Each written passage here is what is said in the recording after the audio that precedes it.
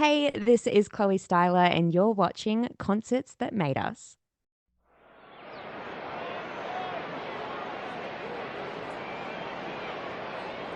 Is everybody in? Is everybody in? The show is about to begin.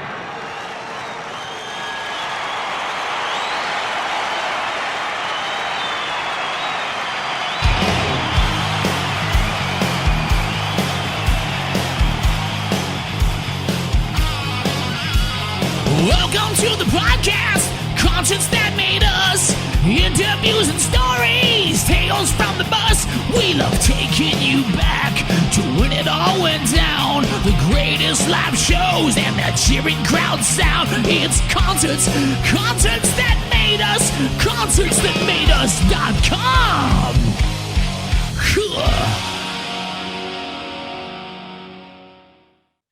Chloe, you're very welcome to Concerts That Made Us.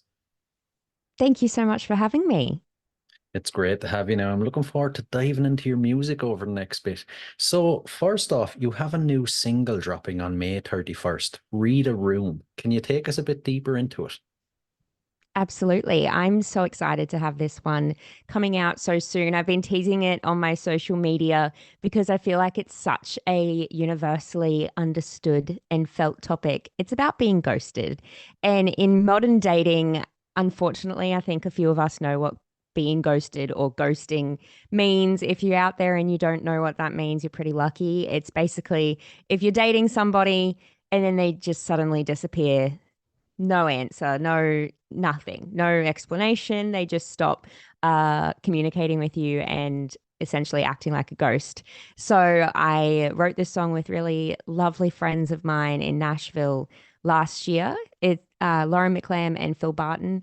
We basically just sat down in the room and I word vomited for 45 minutes about my situation that was going on. And then lo and behold, we had a song come out of it. So I'm really proud of it. It was my first ever Nashville co-write, and to be able to release it 12 months later is really cool. Yeah, yeah. I'm sure 12 months is a long time to sit on a song, though. It must have nearly killed you waiting that long. It did actually, because I've been playing it in my live sets as well, pretty much since the day we wrote it. And I've always had really nice comments and feedback from an audience about the song. And so many girls come up to me afterwards and be like, oh my God, like that same thing is happening to me right now. And I just want to listen to the song over and over. And I'm like, sorry, you have to wait, but you don't have to wait much longer now. Exactly, exactly. Was there any challenges or memorable moments during production and recording that you can think of? No challenges, which is really lucky, but I actually, this is the first song I recorded with my producer, Luke Wooten, in Nashville. So this was a real lovely moment. I met Luke when I was 15, just through a friend when I visited Nashville for the first time. And he was a producer, obviously, at the time. And I thought it'd be lovely to work with him at some point, but I really didn't know when that was going to happen. And then fast forward a decade later, and I'm in Nashville again for the next time. I hadn't been in 10 years, and reconnected, and we got in the studio and recorded Read a Room not long after we actually wrote it. So it was a really nice full circle moment for me to be able to record with a friend like that, and also it be a Nashville co-write that we were recording. So yeah, it was just really a really nice warm fuzzy feeling in the studio, and experiencing how amazing the musicians are in Nashville and how quickly they turn around a song. I just was blown away by the whole process.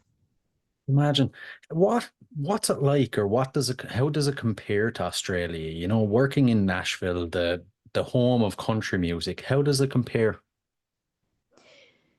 They're just so different, for no better or worse.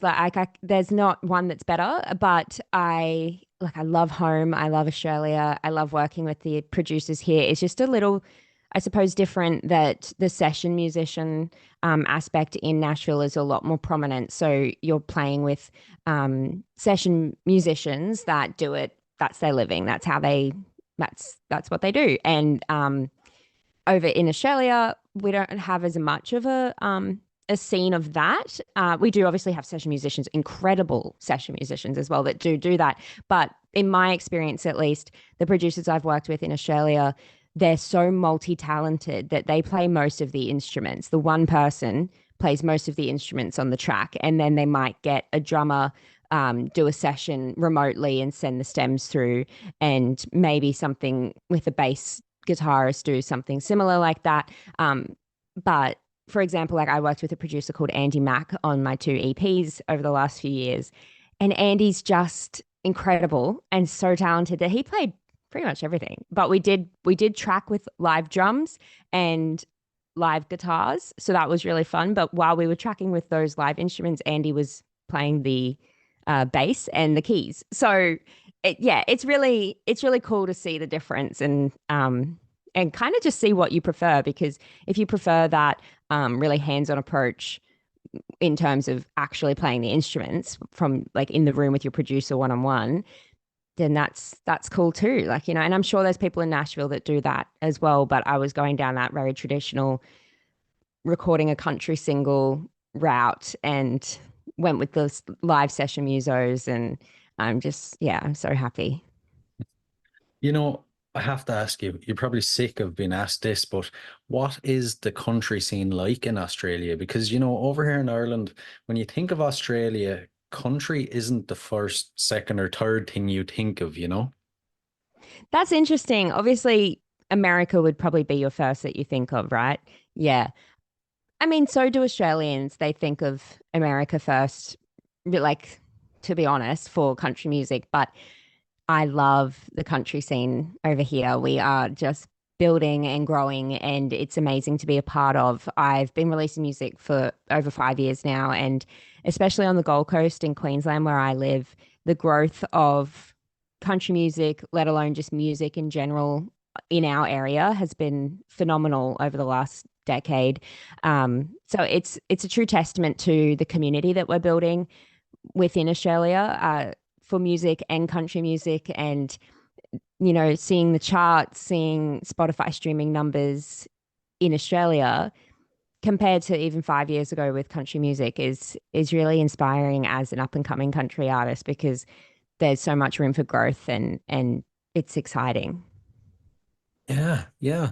It's that kind of seems to be across the board really as well. It's almost, I've mentioned it before on the podcast. It's like country music is kind of coming back around full circle and it's becoming cool again. Lainey Wilson released a song literally called Country's Cool Again, like a few weeks ago, about that whole concept. I think a cool way to look at it is country's always been cool, and there's always been a group of us that have loved it and that have lived and breathed it. But now we're just inviting more people to the party, and more people are accepting our invitations, I suppose, is another way to put it. But that's just going to happen. Like, there's going to be resurgences of genres throughout any time, and it's really exciting that it's country's turn to get all the love and support from the world. Yeah, it's a good way to look at it.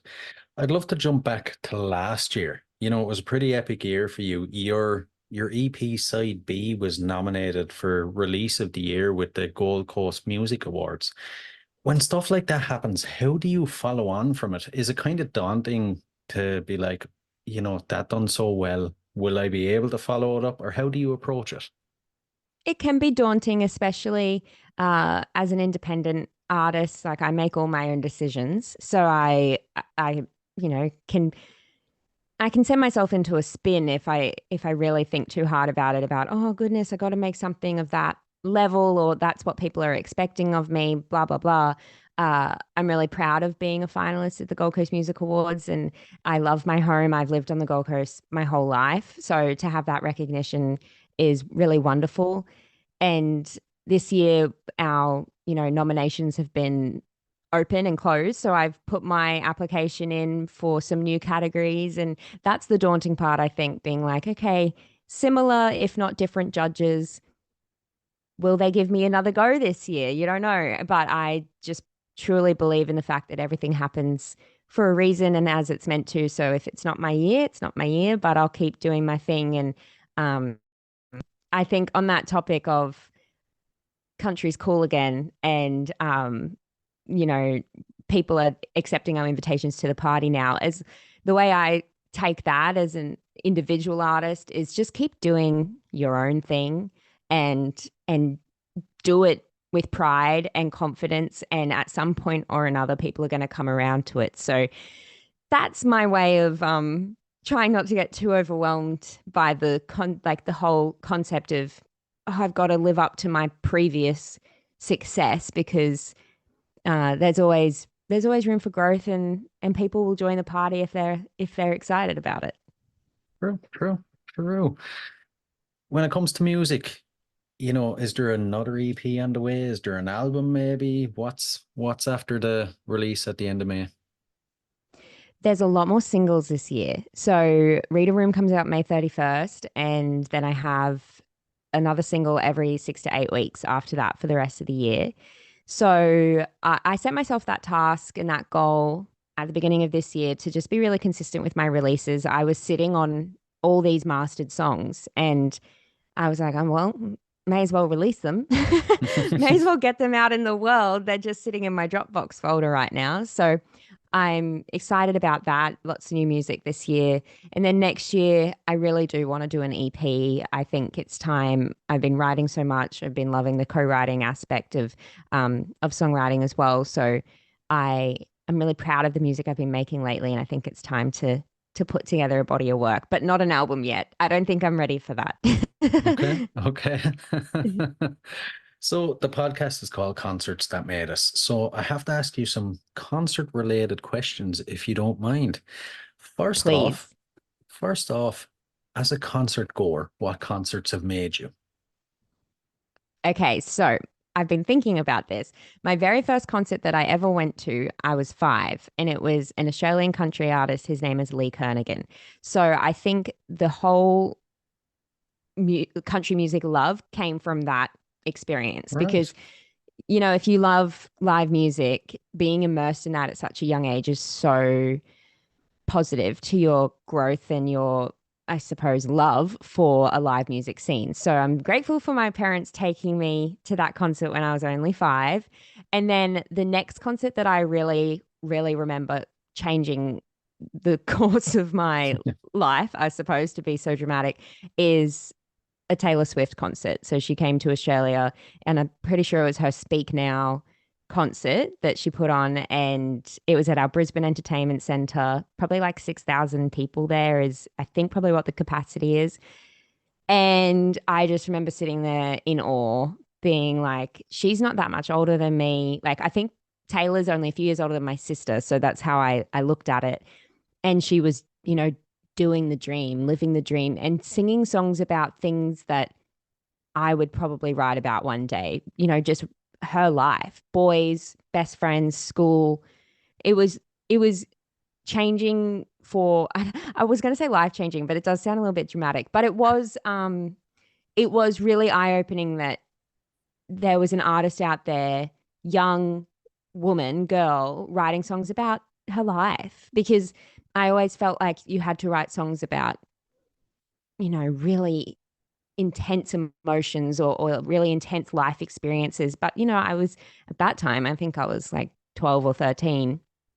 I hadn't lived any of that. So I really appreciated that concert for showing me that there's other things I can write about in terms of just what I've lived. It can just be as simple as someone hurt my feelings at school. So that was like early teens. And then I saw Fleetwood Mac in concert when I was 18. I'm so Yeah. jealous. I'm so sorry. I've seen them 3 times just to rub it in a little bit more. But I'm a huge Fleetwood Mac fan, and I have my mum to thank for that, because she used to play their music around the house all the time. And so whenever they have made the trek over to Australia, mum and I always go together, which is really, really lovely. So I Yeah. saw the full original band when I was 18, which was just amazing. And then a few years ago, I saw the band with Neil Finn as the lead guitarist, which was also amazing.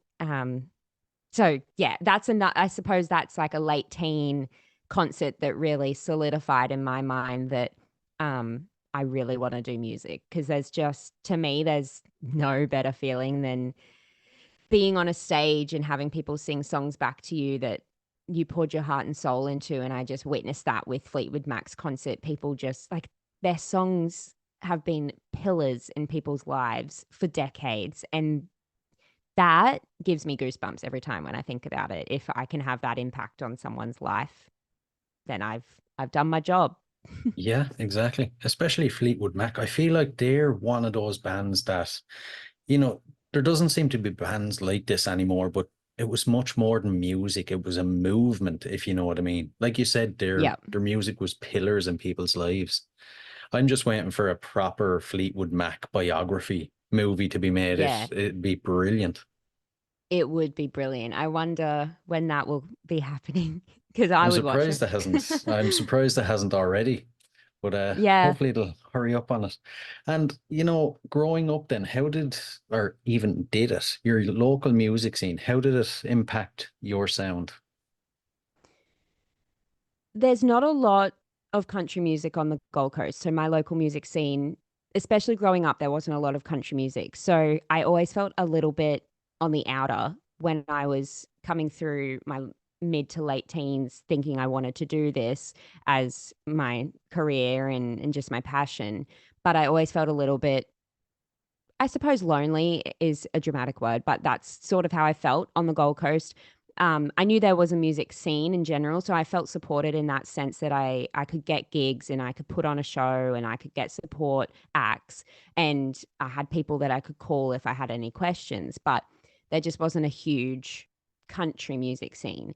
But lately, there's been a huge resurgence of country music in southeast Queensland. So that includes Brisbane and sort of the Sunshine Coast as well. So just up the east coast of Queensland, up to the sunny coast, there's just so much country music growing and being expanded on here. So we have a really beautiful community building in the country music scene in southeast Queensland, that it feels like a really great support network. And yeah, that there's, again, room for growth and room for building each other up. So if say I were to put on a show, I did actually put on a show last year, and I had one of my really good friends as support act because she's a Brisbane artist. Her name is Brianna Dinsdale, and she's great and she's country, and she was the perfect fit. So it's so nice that you can do that now with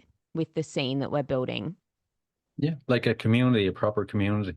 I like it. I like Definitely. it. Yeah. And the moment we're waiting for your own shows. For any listeners that haven't been lucky enough to see them, what are they like? Give us the full experience if you can. Okay, this this is fun. So my latest own show that I did was that one I've just referenced, that I put on a headline show to release side B, the EP, and I did full band. So I had myself, a drummer, an electric guitarist, a bass player, and a keys player. So I have a lot of synths, especially in side A and side B. There was a lot of synth production as well. So I really wanted to capture that live, because I'm yet to play with tracks. So to the listeners, that just means that sometimes you add extra things on a track that you play along to that you don't necessarily get live. So extra synths or extra guitar parts, but I don't play with tracks yet. So I really wanted to get a full band sound. So I had four guys on stage with me.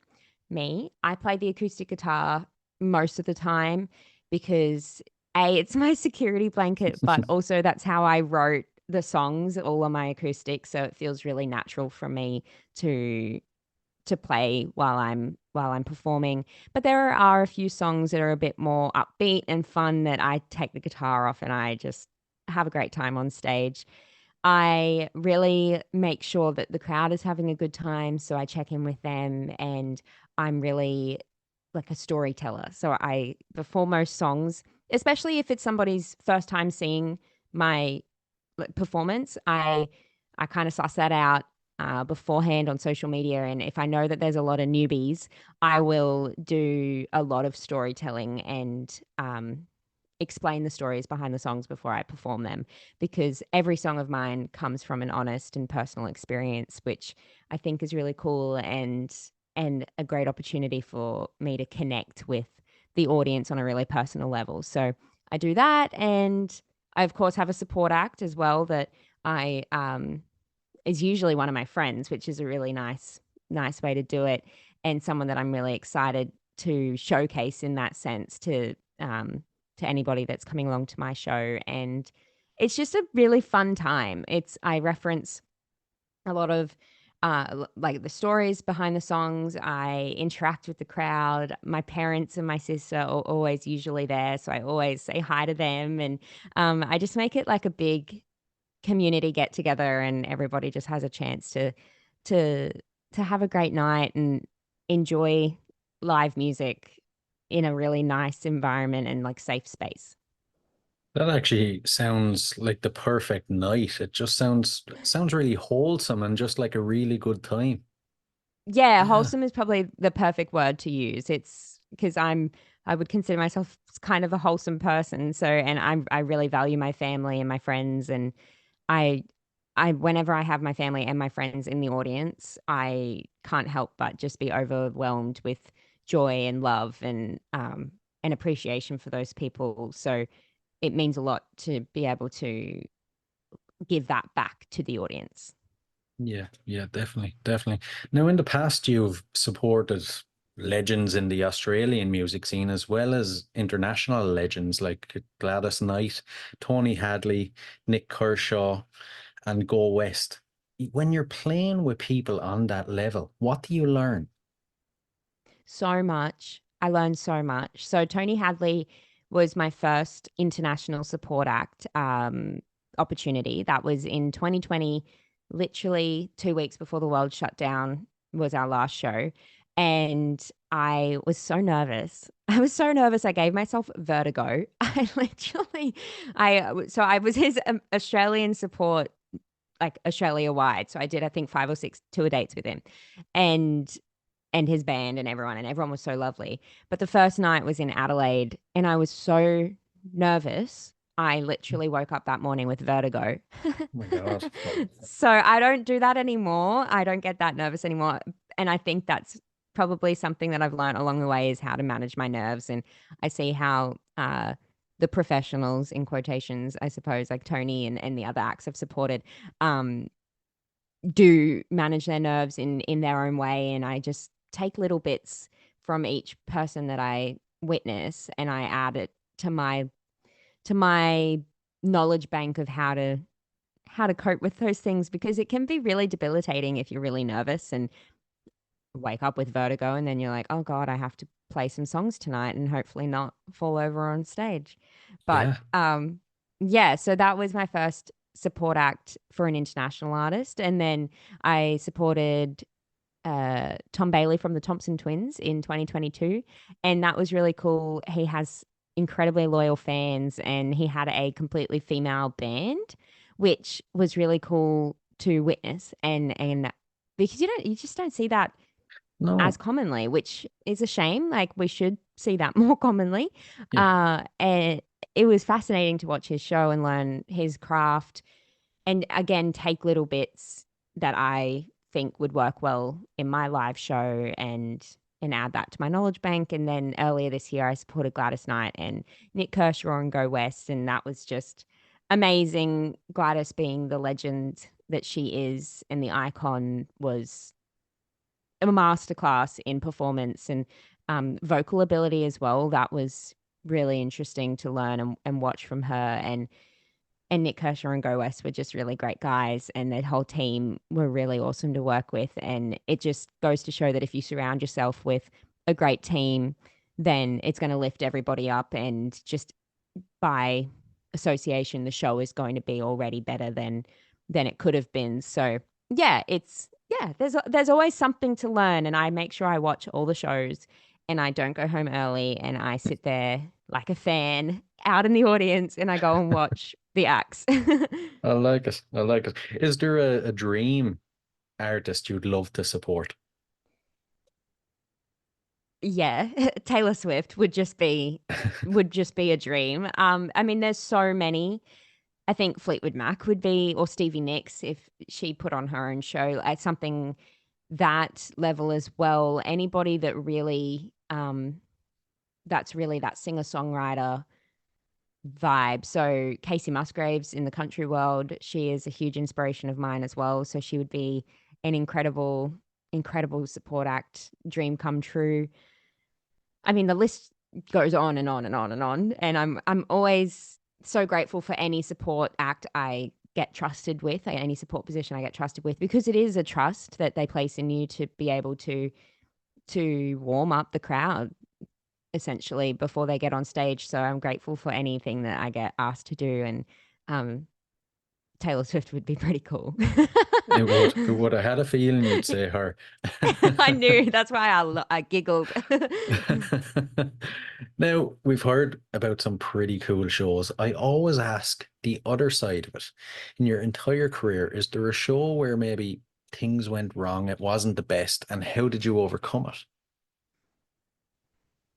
I think the first one that comes to mind is recently supporting Nick Kershaw and Go West in Brisbane. I There were just things that just kept going wrong, and it was of no fault of mine, no fault of anybody's. It was just like a sound issue. Or then I went out to the merch to sell merch, and then somebody in my family accidentally turned the light off in like the main lobby. They like leant on the light switch, and then I was like, "Oh no, like sorry!" And everyone was running around trying to figure out why the lights turned off, and lo and behold, someone turned it off by accident. So it was just like little things that just kept going wrong that I couldn't control, and I'm a control freak. I like to make sure I know what's Right. going on, and that was one that has stuck with me for a while because I really I try and make a really great impression to the venues as well, because it's those relationships that you build along the way that are the backbone of, I suppose, your career and your local music scene. So if you don't have great relationships with your local venues, well, good luck trying to get a gig, I suppose. Yeah. And I'm not saying that I have a bad relationship with them at all. I just mean like I just I'm very conscious of trying to keep positive relationships alive. And I was just like, oh no, things just keep going wrong and I don't even know how to help it. But I think I think it's okay. And I've played there since and it was really wonderful and it's a great venue. So I'm really proud that I got to play that. But that's definitely one that comes to mind that had a few challenges for sure. Right. Right. I've heard plenty of worse stories now, so it's not too bad, you know? Yeah, I'm pretty lucky. I haven't had any crazy horror stories, touch wood, Mm. for live performances. I'm sure that there'll be things to come. Oh God, don't say it. Don't jinx yourself. And when it comes to showtime, then how do you psych yourself up? And then afterwards, how do you wind down?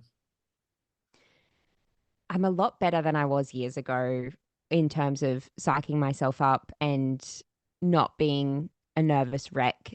One thing that's really helped, I performed at our stadium in Brisbane, Suncorp Stadium, a couple of years ago before a football game. And that was my first time ever using in-ear monitors and my first time ever playing a stadium. Only a few months earlier, I'd seen Ed Sheeran play there, and I was just overwhelmed by the fact that I was about to play my songs on that Yeah. field. It was a lot. So I was very nervous, very, very nervous. Every time I thought about it, I truly thought I was going to throw up.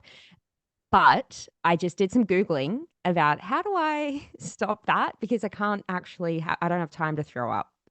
Sorry. So I learned that if you reframe your thinking, every time you feel nervous, it sounds a bit silly, but verbally say out loud, I'm excited.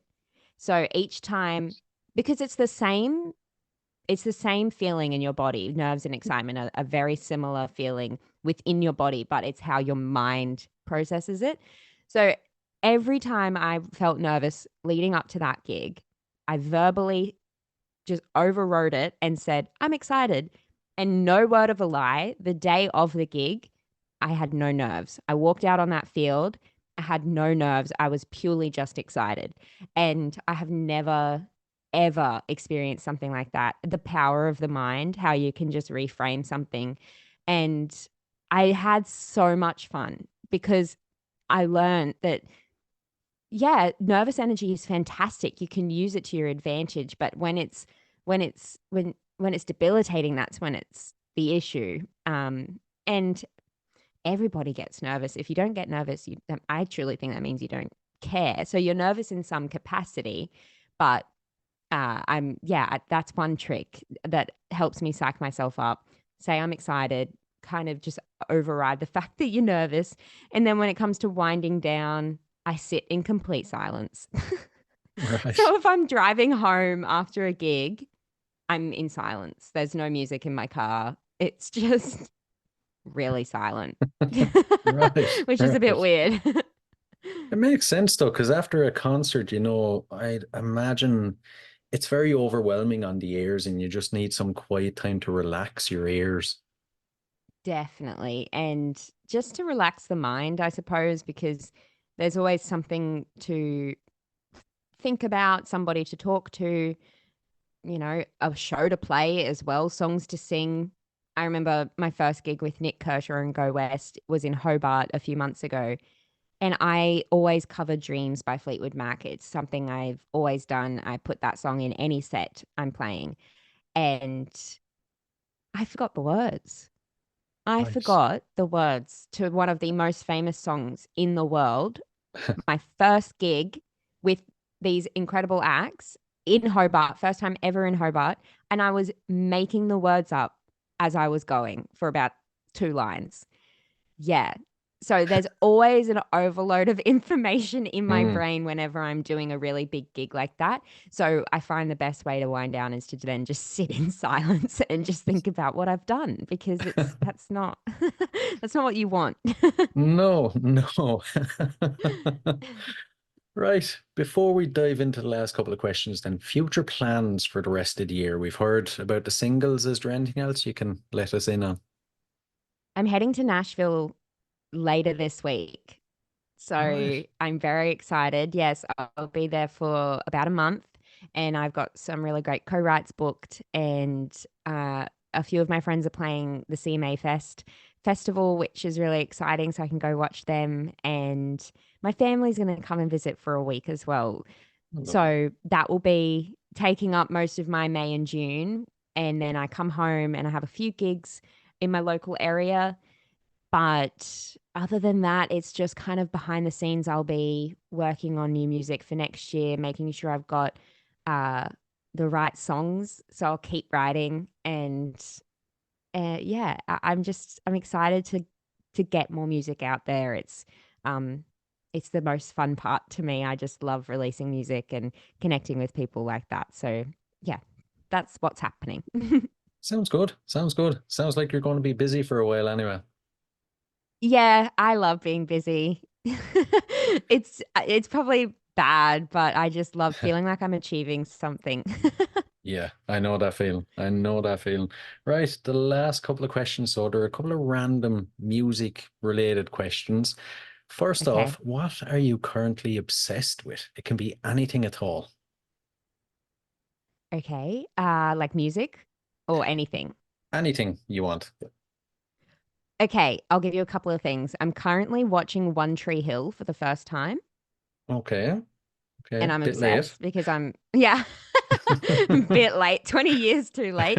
But I was only I think 5 when it came out for the first time, so I was a bit young.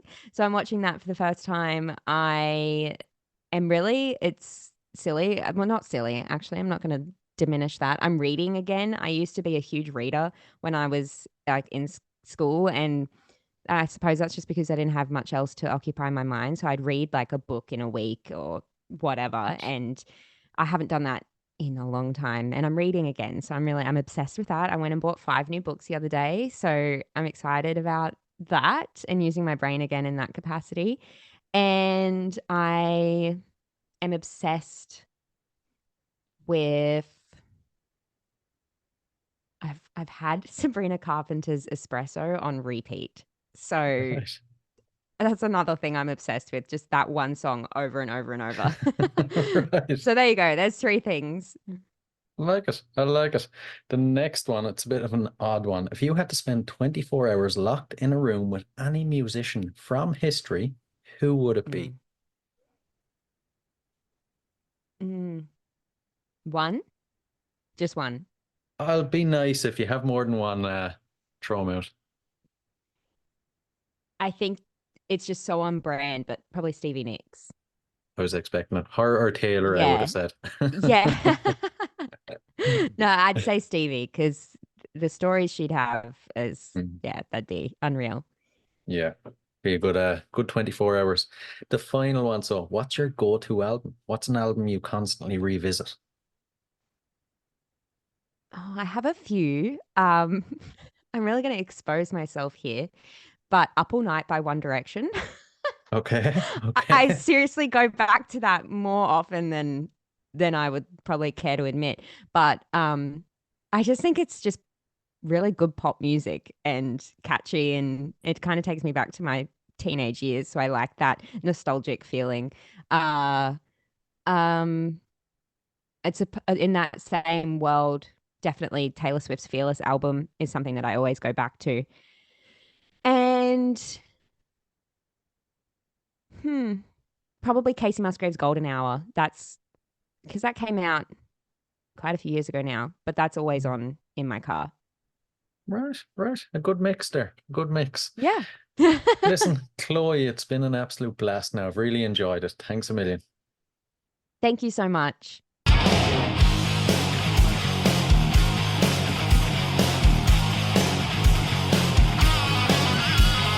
Welcome to the podcast, concerts that made us, interviews and stories, tales from the bus. We love taking you back to when it all went down. The greatest live shows and the cheering crowd sound. It's concerts that made us, concerts that made us.com.